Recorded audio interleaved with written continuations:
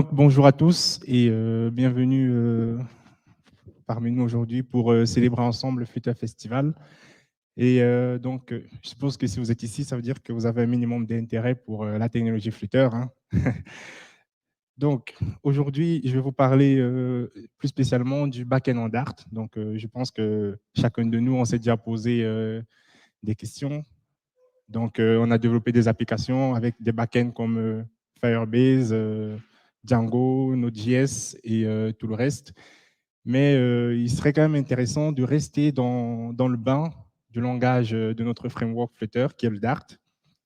Et c'est pourquoi je m'intéresse aujourd'hui au back-end en Dart.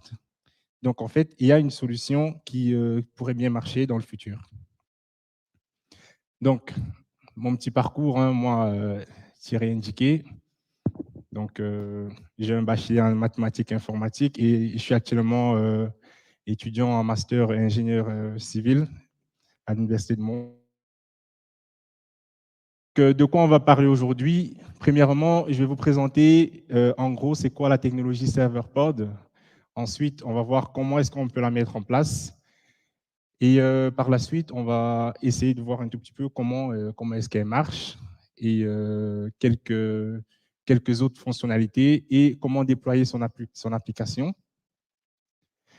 Donc, premièrement, ServerPod.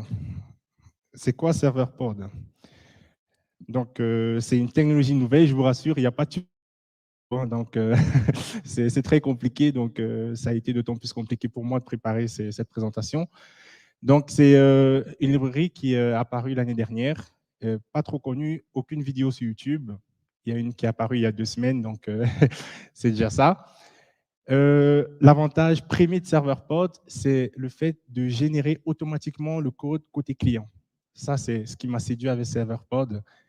Et avant tout, il y a aussi le fait de rester dans le bain du langage Dart et plus spécialement la génération automatique du code. Ça, je vais vous montrer tout à l'heure. Donc, il y a le lien là pour la documentation complète. Donc, ServerPod utilise PostgreSQL pour la base de données, Redis pour ce qui est du caching, donc on va en reparler après, et Docker pour containeriser le tout, et bien évidemment Flutter, bien sûr. Et très facile à installer, elle s'installe en une commande, donc il faut juste faire Dart pub global activate serverpod. Et si vous n'avez pas Postgre et Redis installé, cette commande-là va automatiquement pull PostgreSQL et Redis. Donc, et pour démarrer le serverpod run, tout simplement. Donc, on a vraiment moins de code à écrire. Vous allez voir ça, c'est génial. Donc, c'est quoi la structure en gros des serverpod? Lorsqu'on crée un nouveau projet serverpod avec serverpod create nom du projet, on a un répertoire principal et on a 3 sous-répertoires, partie serveur, client et Flutter. Donc, la partie client du milieu, on ne touche pas. Tout le code est généré. Partie serveur, on va écrire ce qui est endpoint, tout ce qui est future call. Donc, voilà, je vais expliquer par la suite plus en profondeur ce que c'est. Donc, comment ça marche? Tout d'abord, les endpoints, voilà à quoi ça ressemble une classe de endpoint. Donc, il y a une structure bien précise. Il faut le nom de la classe, qui est example dans ce cas, avec le suffixe endpoint. Serverpod va reconnaître automatiquement et va enlever le suffixe lors de la génération du code. Donc, c'est pour ça qu'il est important de respecter la syntaxe. Et il faut obligatoirement extend endpoint. Et quelque chose d'important, c'est qu'il faut une seule classe par fichier, parce que par la suite, les fichiers sont générés un à un. Mais par contre, à l'intérieur, vous remarquez là, il y a une classe, il y a une méthode qui renvoie une simple phrase, mais en fait, on peut faire bien plus de choses que cette simple phrase-là. Vous pouvez déclarer toutes vos méthodes, post, get, push, patch, tout ça, mais bon, voilà, vous les appelez comme vous voulez. Très important, le type de renvoi doit toujours être future. Ça, c'est super important. Et pour l'instant, on ne supporte pas encore tous les types génériques. Donc, principalement, on a du string, int, double, float et tout ça, mais sauf les listes de listes et les maps, pas encore. Mais ne vous inquiétez pas, ce n'est pas un souci. Il y a une solution alternative, les serializers. Donc ça aussi, ça marche vraiment bien. Et ça aussi, c'est ce qui est vraiment génial avec Silverport parce que vous avez la structure sur la gauche, vous déclarez la classe, les champs, éventuellement les index. Et si vous voulez dire à Serverport, tiens, en fait, la classe que je déclare, elle va servir de table dans ma base de données. Il faut juste rajouter table et le nom de la table, c'est tout. Donc, et il comprend que voilà, cette table-là, lors de la génération, je vais déclarer une table dans la base de données automatiquement. Donc, les index, on a utilisé sur Firebase, Firestore également pour plus de performance dans les recherches, les tris et tout ce qui suit. Également, il peut arriver parfois, on n'a pas envie que la donnée transite dans le serveur et qu'elle aille directement dans la database. C'est le cas le plus souvent des passwords. On n'a pas envie que ça fasse des va-et-vient dans le serveur. Donc, il suffit juste de rajouter le mot-clé database après le type de la donnée. Donc, quand Serverport voit ça, il sait que ça ne doit pas passer dans le serveur, directement dans la database.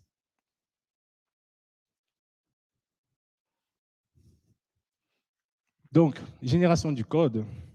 Donc, une fois qu'on a créé tous nos endpoints, il faut faire un pub-get pour avoir toutes les dépendances. Et ensuite, Serverport generate. En 3 secondes, vous avez toute la partie client qui est générée.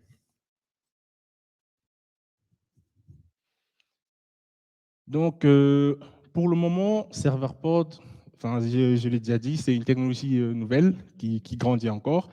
Elle ne supporte que 3 types d'authentification, email, password, Google et Apple.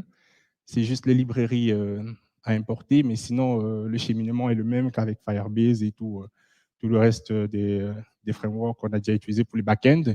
Et là, j'ai mis dans les slides le lien vers les différents cheminements. Donc, autre fonctionnalité de ServerPod, enfin, on va pas parler de tout ça, sinon voilà, on a toute la soirée. Les feature calls, j'en ai parlé brièvement tantôt.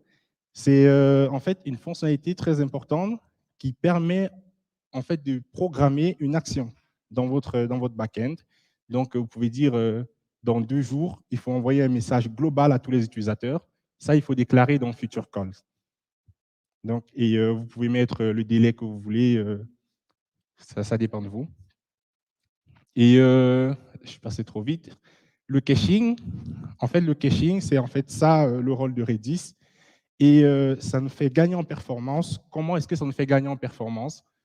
Parce que lorsqu'on interroge notre back-end, Serverport va chercher premièrement dans le caching, pas directement dans la base de données.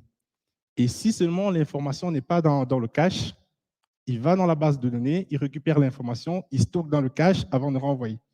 Donc, comme ça, lorsqu'on a besoin prochainement de l'information, il va directement la trouver dans le cache. Et l'avantage, c'est qu'on peut définir la durée de validité, donc soit le temps de connexion de l'utilisateur, 5 minutes, 10 minutes, 15 minutes, c'est comme vous voulez. Le logging, c'est éventuellement pour voir en fait toutes vos opérations, les actions que vous effectuez sur votre serveur.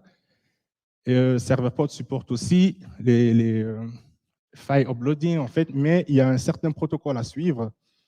En fait, vous avez la méthode, c'est-à-dire un certain protocole que vous allez déclarer dans votre back-end, c'est-à-dire comment est-ce que le fichier doit être importé. Et vous avez une autre fonction que vous allez télécharger dans votre partie Flutter. Donc, et les deux ensemble vont communiquer pour permettre le file uploading. C'est très facile à mettre en œuvre. Les streams également et les messaging, ça aussi, c'est supporté par Serverport. Pas très, très développé comme d'autres frameworks, mais ça marche quand même pas mal. C'est quand même intéressant de l'essayer. Une chose que j'ai oublié de mentionner, c'est que pour le moment, ce n'est pas disponible sur Windows, uniquement Ubuntu et macOS. Je ne dirais pas Ubuntu et macOS, mais spécialement macOS, parce qu'avec Ubuntu, actuellement, il y a des petits problèmes avec PostgreSQL pour l'installation. J'en ai principalement, j'avais justement rencontré lors de la préparation. On va bien rigoler. Donc, comment déployer l'application? Une fois que vous avez terminé, il faut juste faire Dart, bin, main Dart, et puis mode production. Lorsque vous déclarez votre projet serveur pod, il y a 3 modes, développement, staging et production. Par défaut, c'est sur développement. Donc, si vous voulez changer de mode, il faut juste passer sur mode production.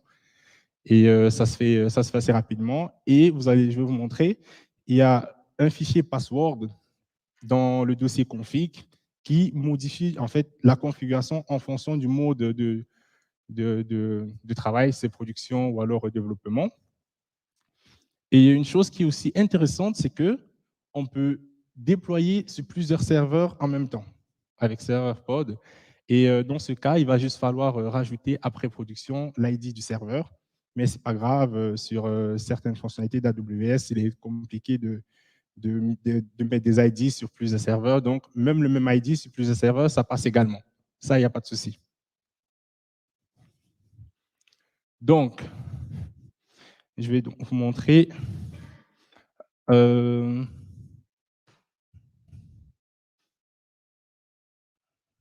Donc là, on a à quoi ressemble un code.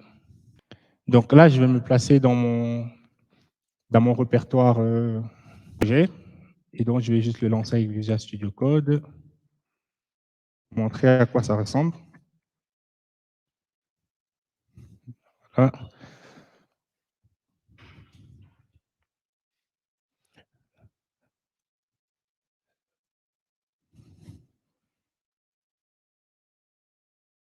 Donc, tout d'abord, je vous montre les 3 répertoires principaux dont je parlais tantôt. Vous avez là, sur le flanc gauche, endpoint de client, endpoint de Flutter et serveur. Donc, la partie client, on ne va pas la toucher, mais je vais quand même l'ouvrir pour vous montrer que même serveur pod nous demande de ne pas la toucher. Donc, donc là, on a une classe âge que j'ai déclarée dans la partie serveur. Et ça, c'est un code qui a été autogénéré. Et task class. Donc là, c'est du code qui a été autogénéré à partir de ce que j'ai déclaré dans mon serveur. Et donc, la structure du côté serveur, vous avez donc ici le dossier config dont je disais tantôt, et vous avez vos différentes configurations là. Donc, en mode de développement, vous avez la configuration qui est propre au mode de développement, la configuration qui est propre au mode de production, et les passwords également sont propres à chaque mode, staging, développement, en production. Donc, ça, c'est très intéressant.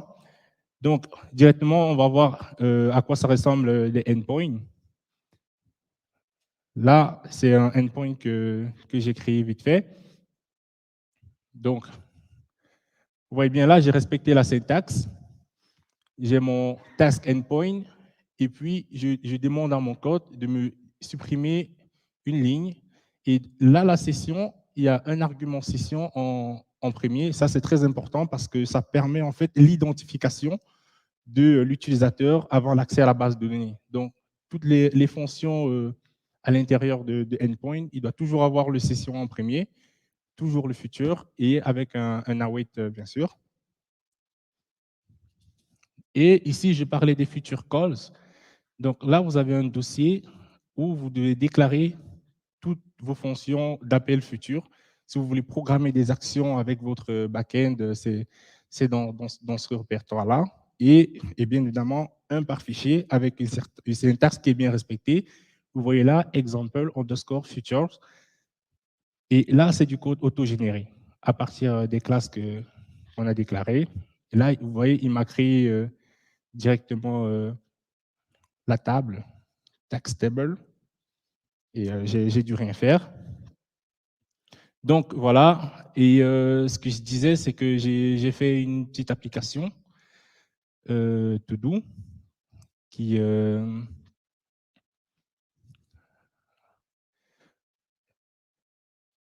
et donc j'ai rencontré un petit problème et ça c'est pas un souci parce que si vous avez un souci, il n'y a pas de problème, je suis disponible pour en parler.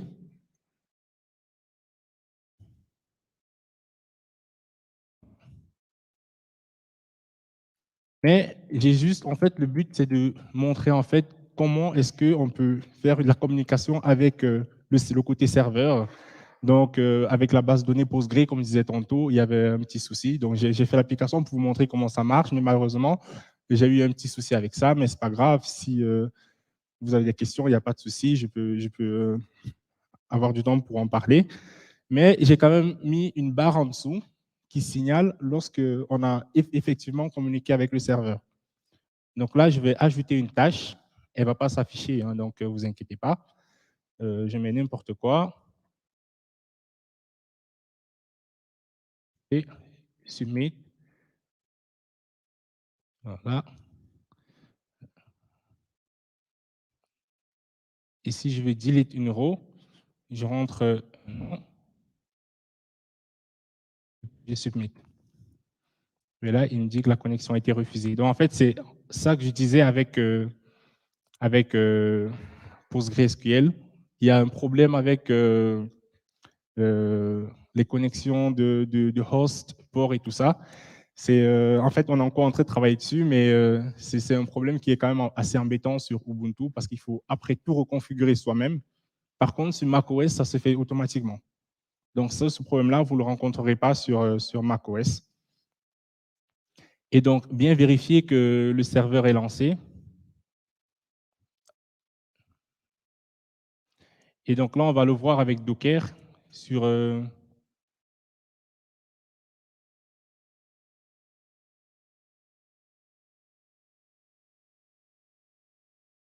donc, dans le endpoint serveur, vous avez un Docker Compose qui permet de lancer le serveur directement.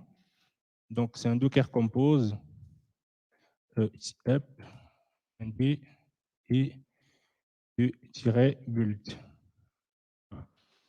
Donc, lui, il permet de nous lancer le Postgre et le Redis. Et donc, on va voir si c'est qu'il est effectivement lancé. Docker PS. Et là, on voit bien que les deux sont lancés dans le Docker. Donc, il se lance effectivement, mais comme je disais, on a rencontré ce petit problème avec la base de données, malheureusement.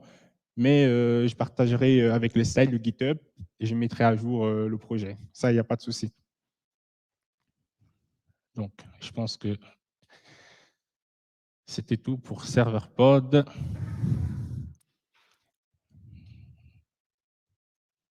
Voilà, je ne sais pas si vous avez des questions.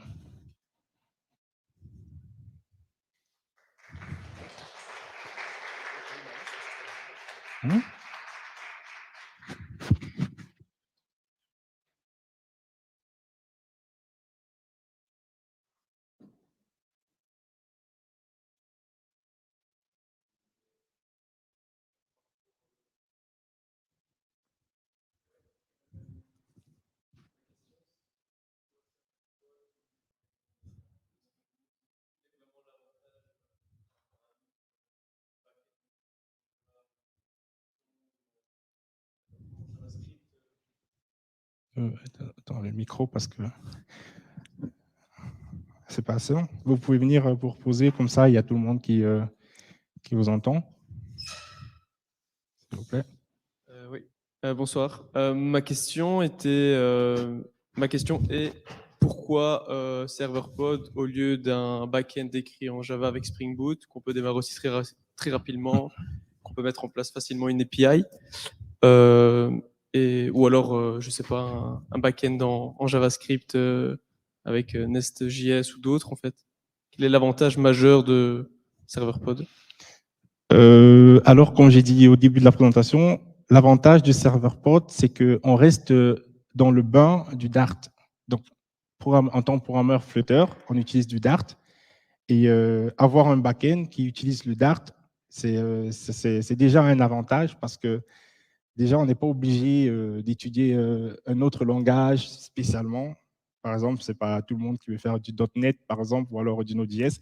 Donc, vu qu'il se sent bien avec le Dart, c'est déjà un avantage. Le système orienté objet avec les classes reste le même dans le back-end. Donc, c'est quand même un avantage assez pas négligeable, quoi. D'accord, ce serait donc plus un avantage pour rester dans le même écosystème? Parce que là, le client est écrit aussi en... L'application est aussi écrite en Flutter. Ouais, en Dart. Ok, Ouais. d'accord. Tout le code est écrit en Dart. Ok. Et la partie client est autogénérée.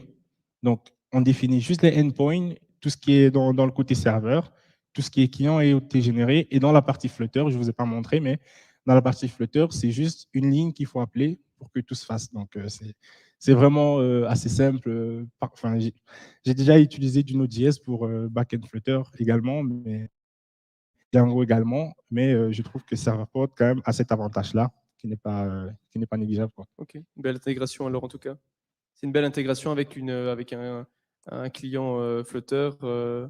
Ouais. Ok, Et aussi le fait de manager en une fois tous les systèmes de travail, donc c'est-à-dire développement, staging, production. Donc ça reste quand même aussi un avantage pour la technologie. Donc ok. elle est open source et cherche des contributeurs également. Ça roule. Merci en tout cas. Merci à vous.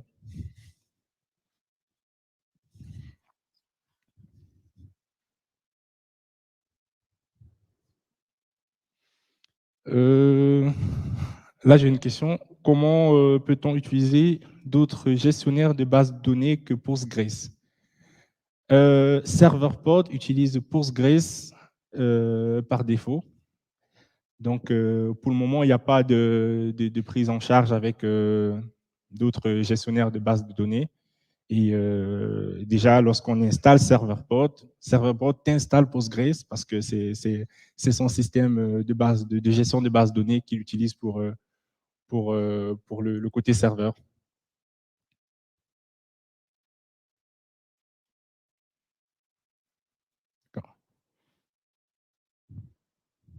Est-ce qu'il y a d'autres questions?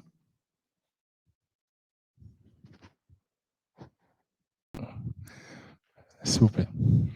Bonsoir. Moi, en fait, je me demandais s'il était possible de lire des fichiers DB, comme par exemple sur MourDB ou Postgre, les packages qu'on a par exemple en mobile. C'est d'importer directement des fichiers base de données pour directement maintenant, si on veut intégrer la solution Serverpod à un projet. Est-ce que pour l'instant, il y a cette possibilité ou pas?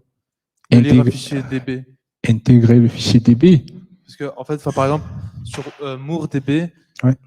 en mobile, il est possible de directement le lire pour importer la base de données directement dans un projet mobile. Et je me demandais si cette fonctionnalité est présente avec Serverpod pour le serveur. Cette fonctionnalité, je ne pense pas.